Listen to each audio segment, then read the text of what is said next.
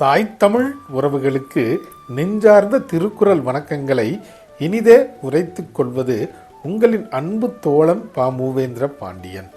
இன்றைய பொழுதில் நாம் நாளொரு திருக்குறள் வரிசையில் பொருட்பாலில் 95வது அதிகாரமாக உள்ள மருந்து என்ற அதிகார தலைப்பின் கீழ் அமையப்பெற்றுள்ள 944வது திருக்குறளை பற்றி இன்று நாம் அறியப் போகின்றோம்.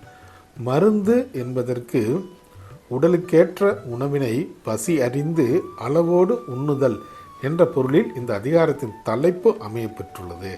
இப்பொழுது நாம் 944வது திருக்குறள் என்னவென்பதை காண்போம். அற்றது அறிந்து கடைபிடித்து மாறல்ல துய்க்க துவர பசித்து.